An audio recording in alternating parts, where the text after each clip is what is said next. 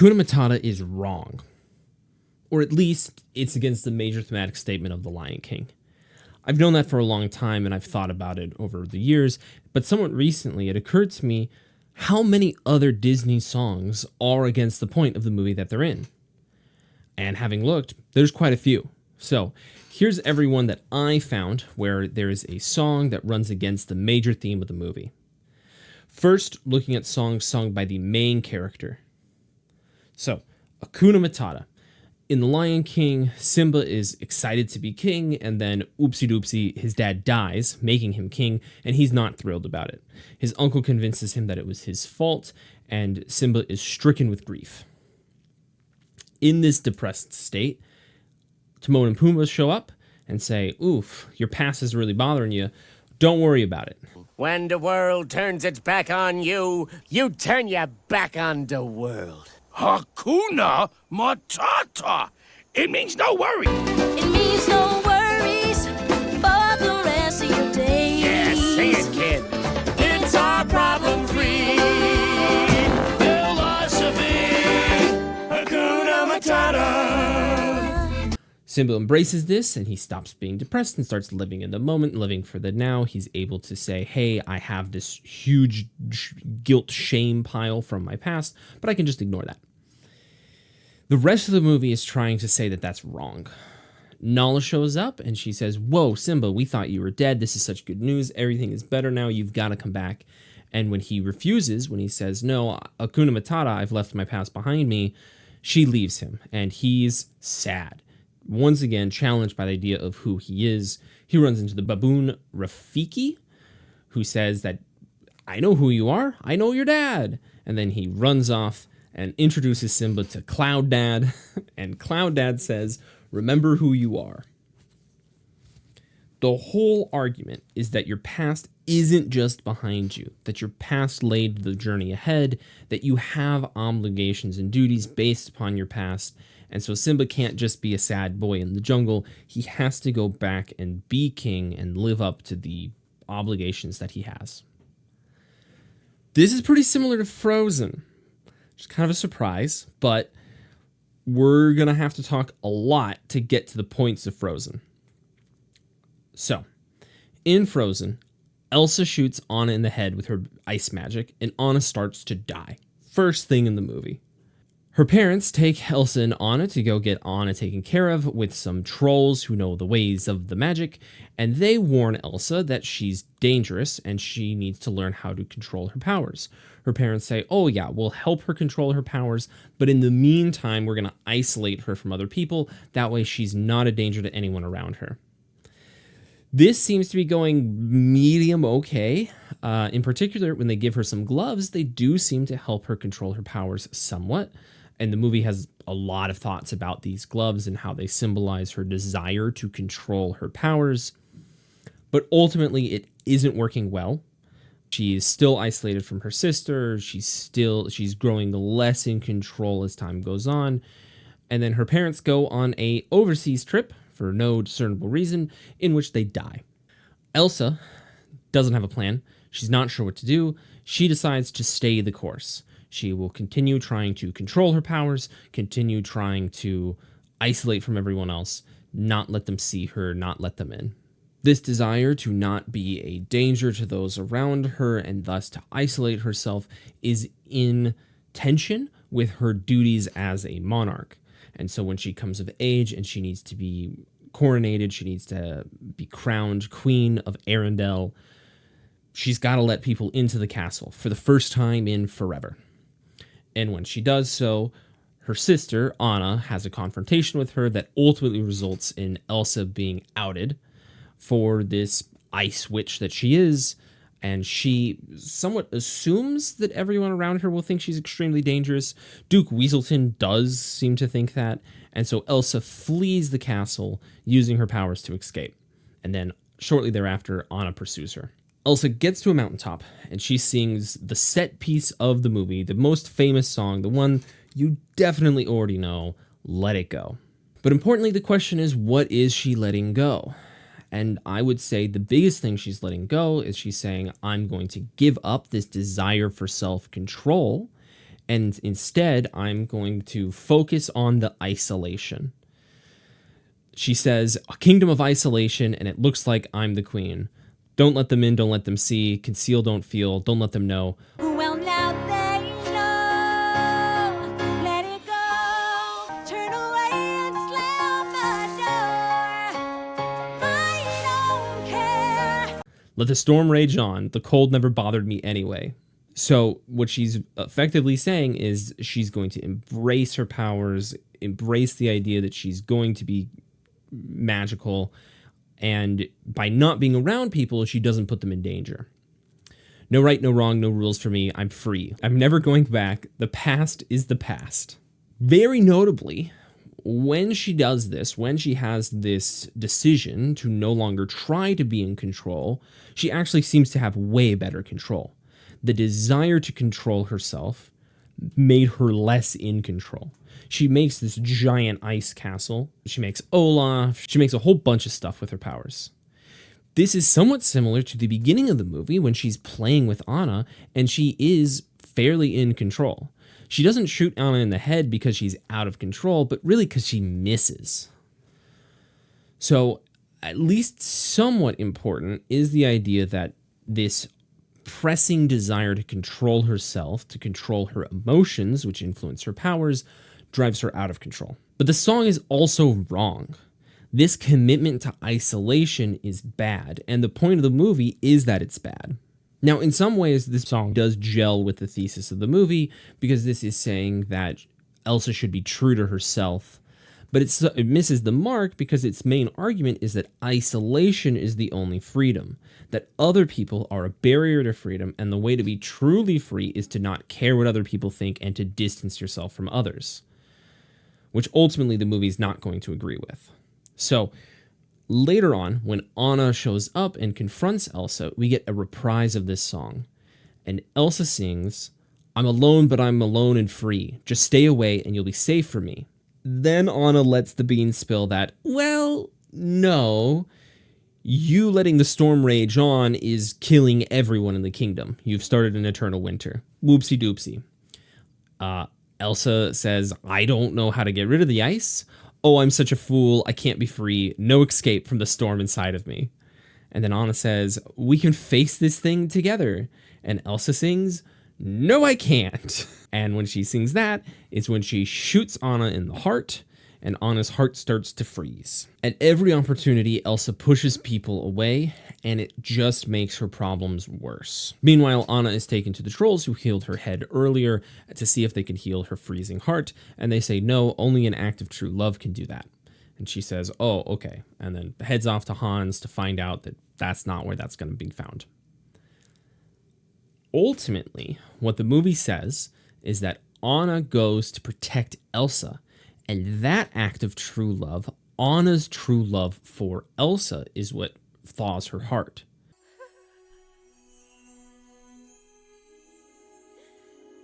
You sacrificed yourself for me? I love you. An act of true love. Love will thaw.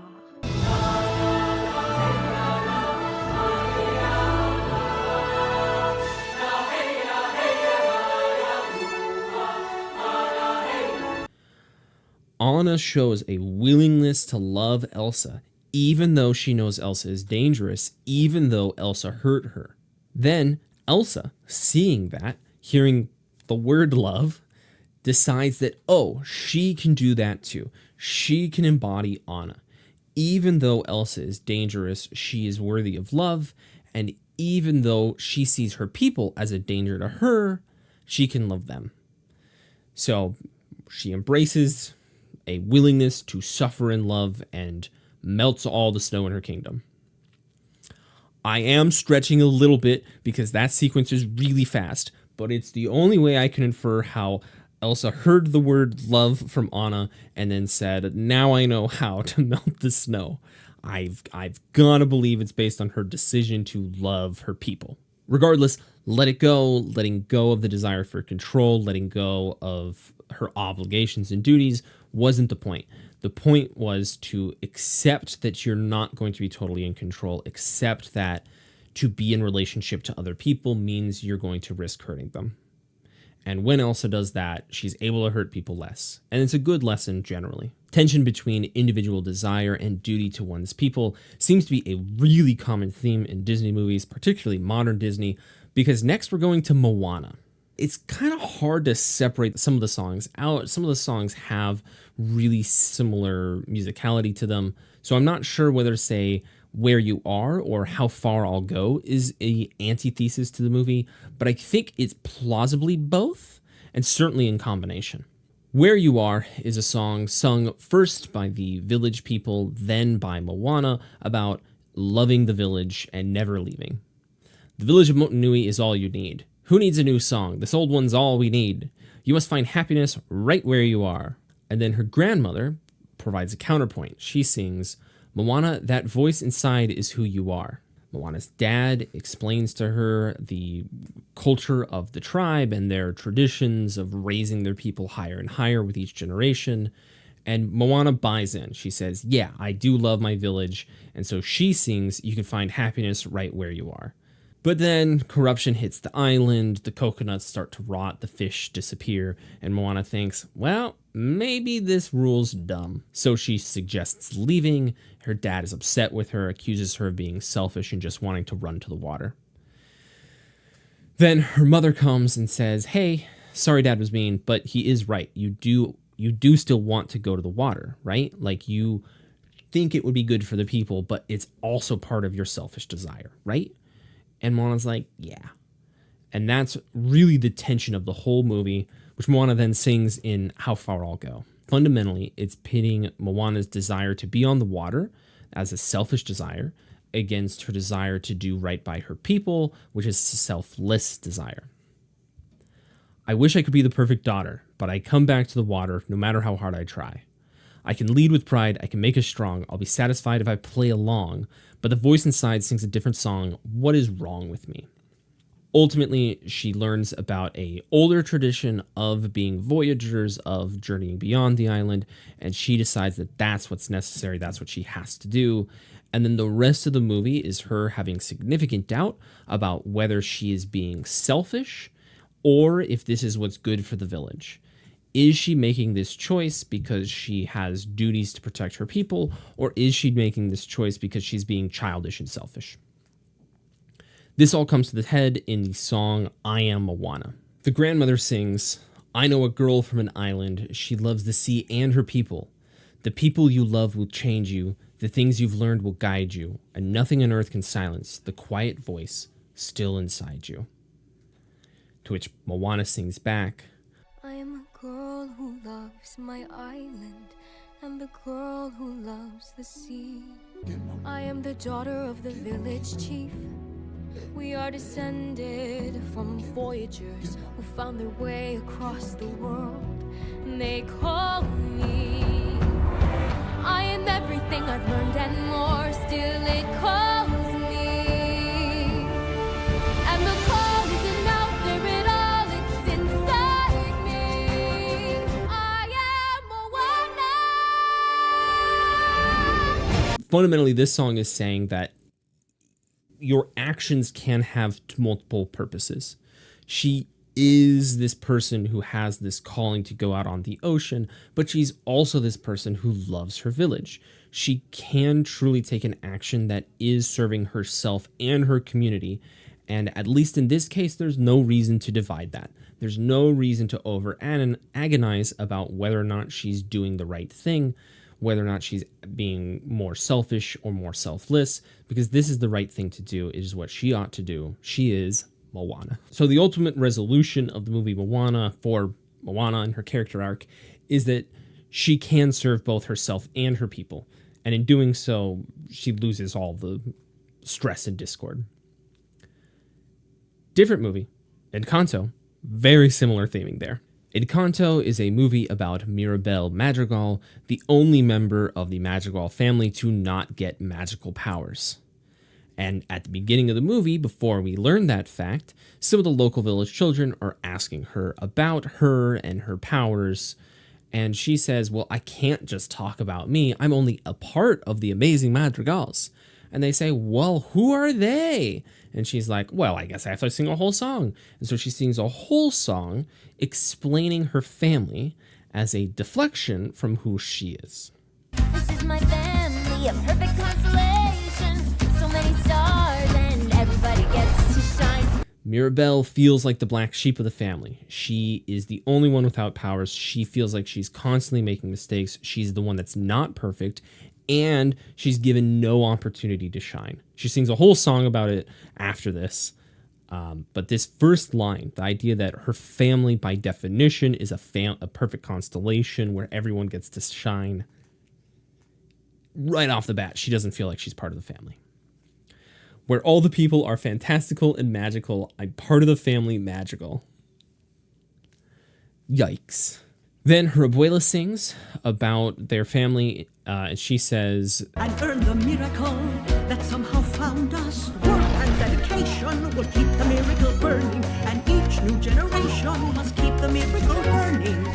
So what we see from Abuela is this pressure that the miracle is a fundamental part of the family and that they must somehow earn it by using their miracles productively. This introduces the pressure that Abuela puts on the family that is causing them stress, that is causing the family to crack and fracture.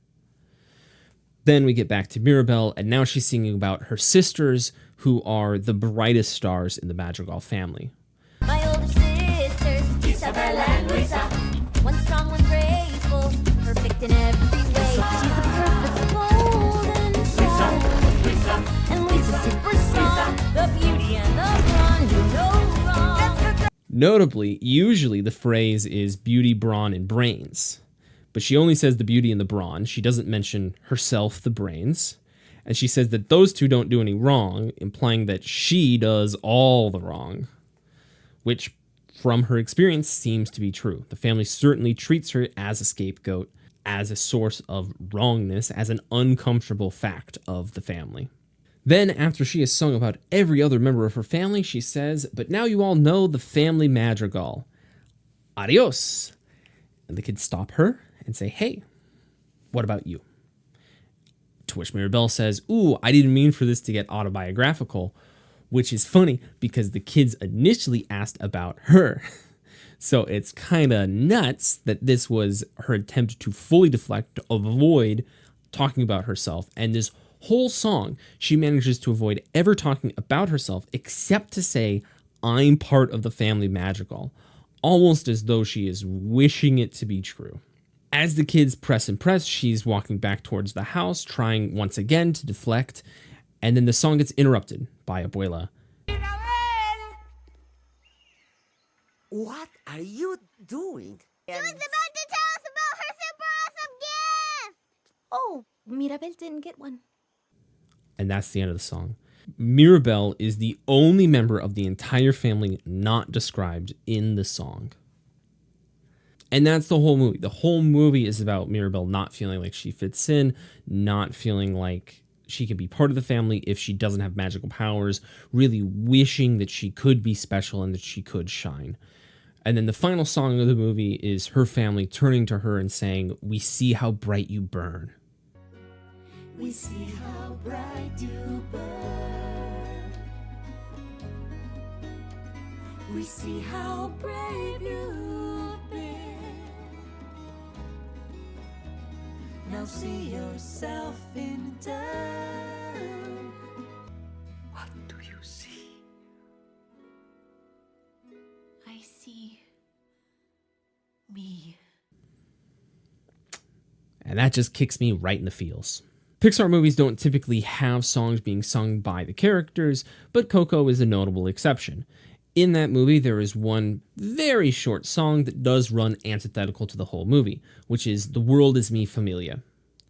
So this is a song written by Ernesto de la Cruz, and then Miguel sings it in order to get towards Ernesto. For this music is my language and the world is mi familia. For this music is my language and the world is mi familia. The point of the movie is that there's tension between Miguel and his family because his family doesn't allow anyone to play music. They think music is really bad. And Miguel is a natural musician with a deep burning interest. And so you have, once again, this tension between individual desire and family desire. So at this point in the movie, when Miguel sings this, he's thinking that he should put his individual desire above his family duty, above what his family wants.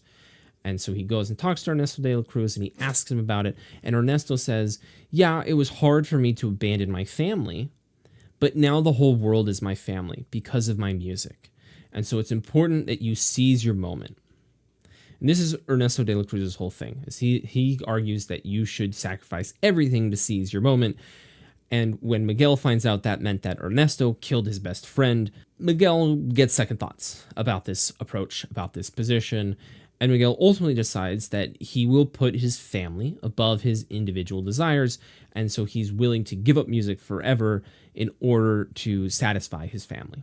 When he gets back to the land of the living, he goes to his grandma Coco and he sings her a song that reminds her of her father. And so the movie makes a final little point that music can bring people together. But mostly the song, The World Is Mi Familia, saying, well, you can just forsake your natural family and adopt the world as your family, fully not the point of the movie. That's what the bad guy did. For the last antithetical song sung by one of the main characters, we have Almost There from Princess and the Frog. In this song, Tiana sings, Mama, I don't have time for dancing. This whole town can slow you down. People taking the easy way. But I know exactly where I'm going. I remember Daddy told me, fairy tales can't come true. You gotta make them happen. It all depends on you. False. That is not what Daddy says. Her dad said in a flashback, you wish and you dream with all your little heart. But you remember, Tiana, that old star can only take you part of the way. You gotta help it along with some hard work of your own. And then, yeah, you can do anything you set your mind to. Just promise your daddy one thing. That you'll never, ever lose sight of what's really important. Okay?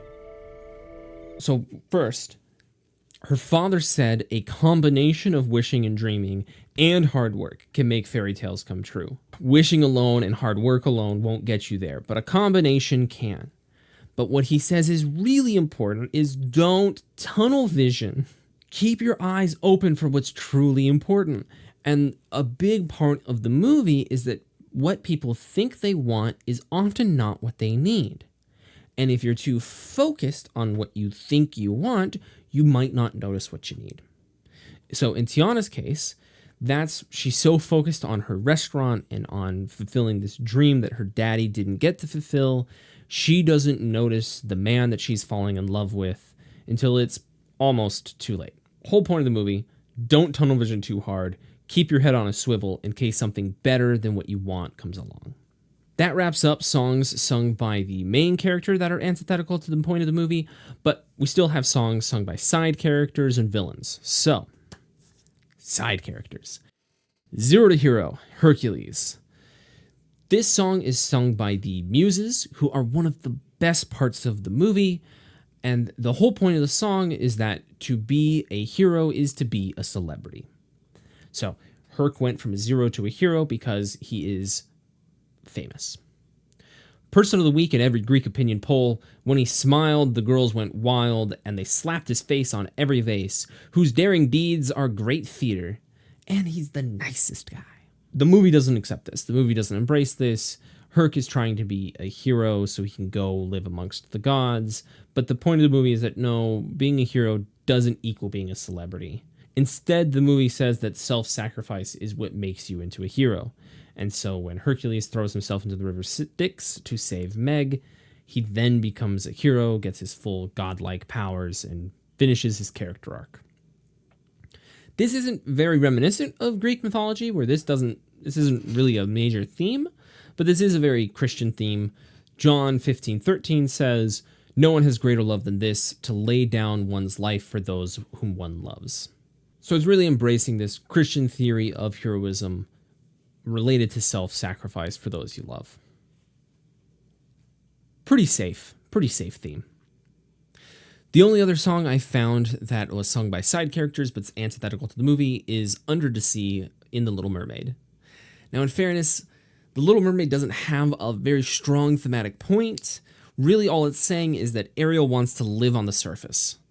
It's not saying much more than that, but Under the Sea does run against that.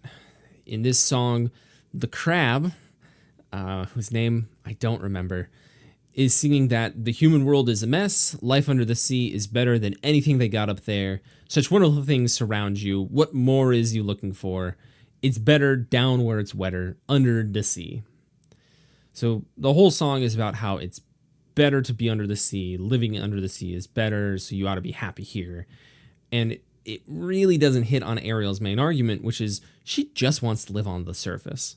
She doesn't make any points about it being better, just that she's more interested in it. In effect, she's saying caramel is her favorite ice cream flavor, and then the crab is making an argument that chocolate is the best flavor. It doesn't really matter. But that brings us to villain songs. So I think of the three categories, songs sung by the main character that are antithetical are the most interesting because they really set up the character's arc and shows that they need to learn and grow. But villain songs are just so much fun, and they're an obvious place to put an antithesis to your movie. So let's start with a movie we've already talked about, Moana, the song Shiny. Now, when Tamatoa is singing to Moana, he kind of fundamentally misses the mark.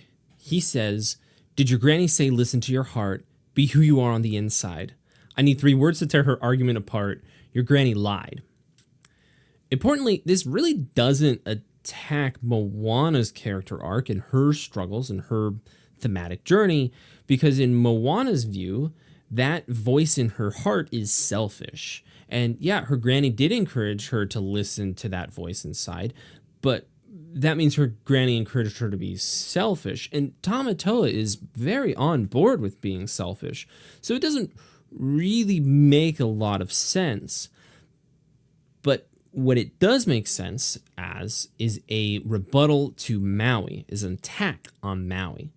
Because Maui's whole thing is that he's obsessed with his reputation, with his image, with how people see him, and particularly that they see him as a hero.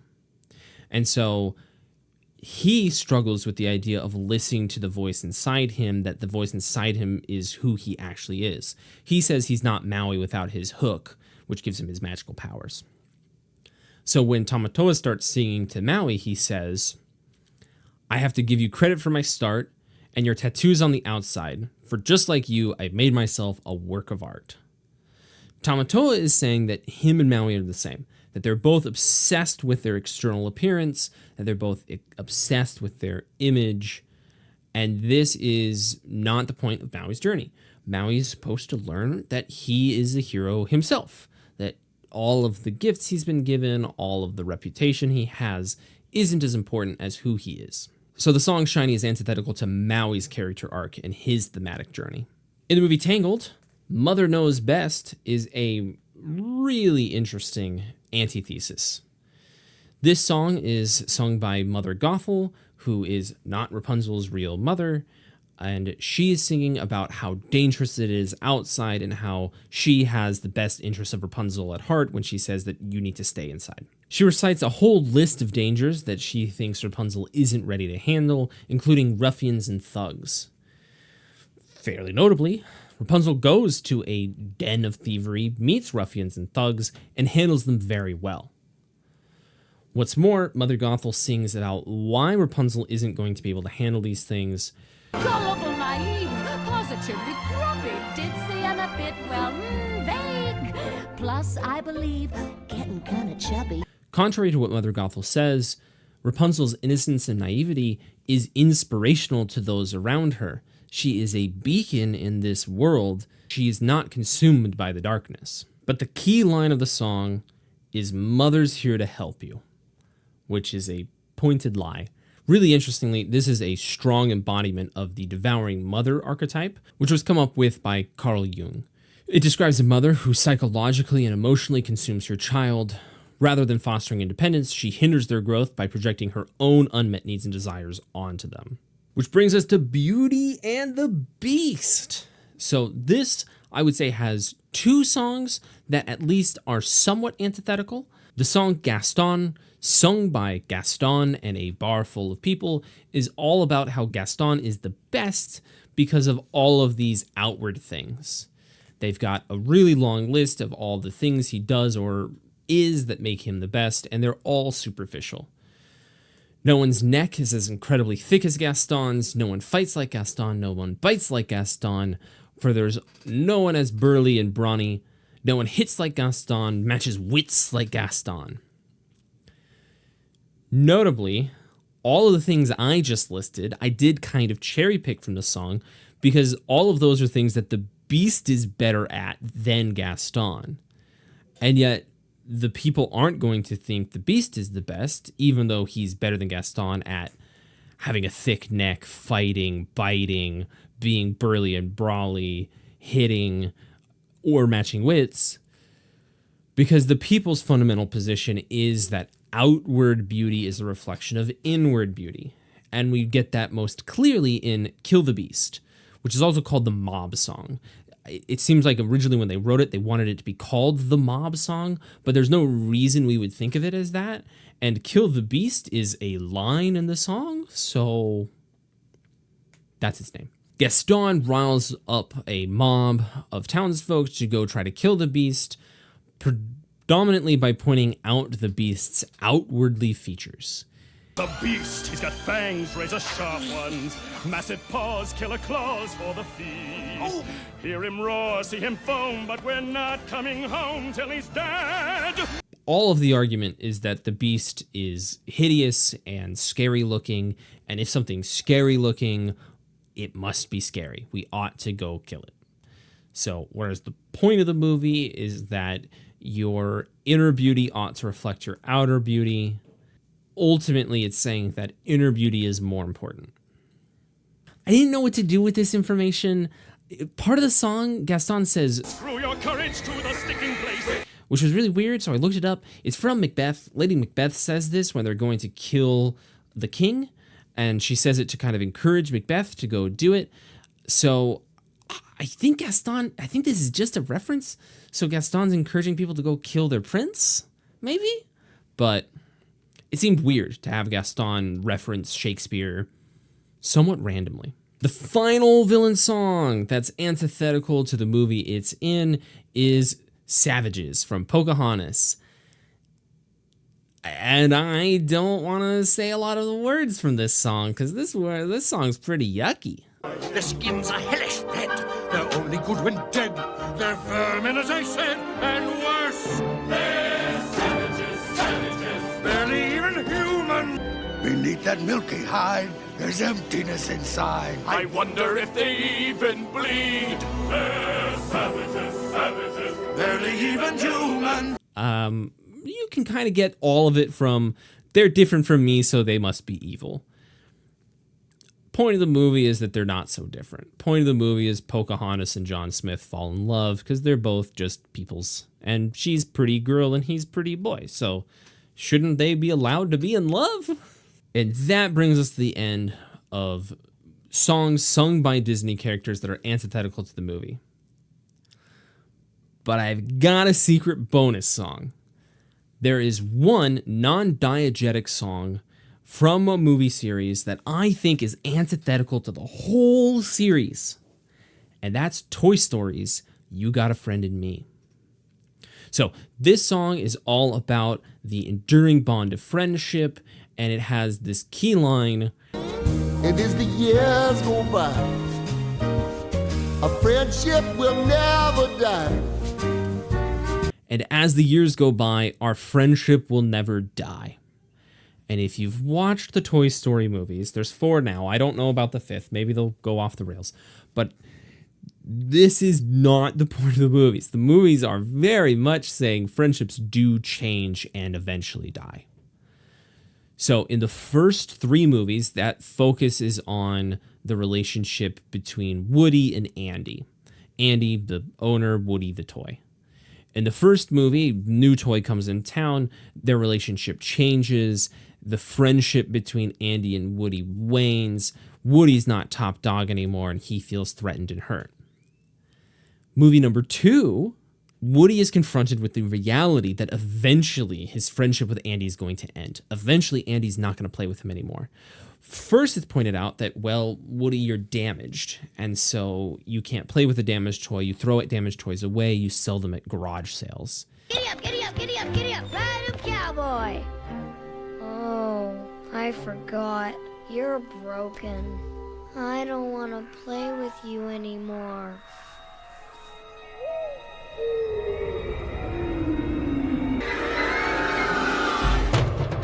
And Woody's like, well, I'll get fixed. And he eventually does get fixed. But before he's finished getting fixed, he hears Jessie's backstory.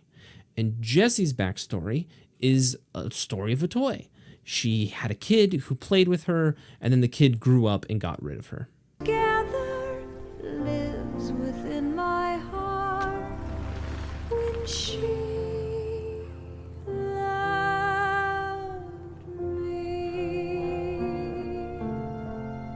You never forget kids like Emily or Andy, but they forget you. And so Woody is confronted with the reality that even if Andy doesn't break him and stop playing with him, eventually Andy's going to grow up and stop playing with him. Woody is going to lose his friendship. His friendship will die. And what does Woody want to do about it? Does he want to preempt that decision and isolate himself so he doesn't get hurt by going to a museum? Or is he willing to stay in the relationship knowing he will eventually get hurt? And he decides to stay. Movie 3 is about that getting hurt. In movie 3, Andy has grown up. He doesn't play with Woody anymore. Their friendship is over, and Woody is hurt. He can't move on, and he's really struggling with the decision to open himself up to a relationship with another kid. They go to a daycare where they're promised, hey, the kids here cycle through, so you'll always play with kids, you'll always have those bonds, you'll never be isolated and alone again. And that's not great for them, at least some of them.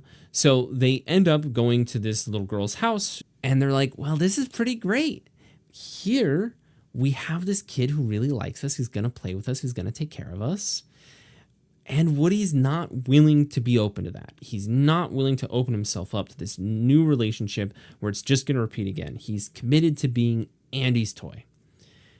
But by the end of the movie, Andy gives them to the little kid and talks to her. And so the toys accept that they've moved on to a different owner, that while their old friendship is over, they should be open to this new one.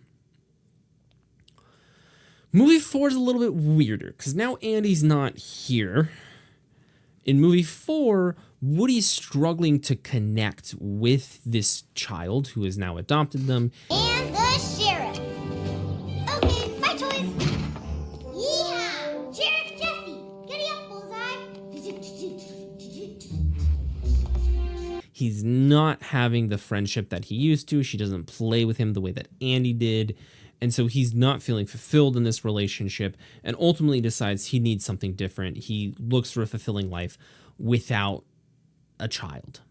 Notably, in this movie, he says goodbye to Buzz Lightyear. Their friendship ends. They go their separate ways, never to speak again, unless they do in the 5th movie. And so the notion that your friendships do eventually die, or at least most of them do, is central to the 4 movies. Anyway, that's actually all the movies I wanted to talk about, all the songs that I think run antithetical to the point of the movie. If I missed any or you disagree, please let me know down in the comments below. Thank you for listening. Please like, share, and subscribe. It helps out a lot. I've been Buck Kansas. These are my thoughts. Boy.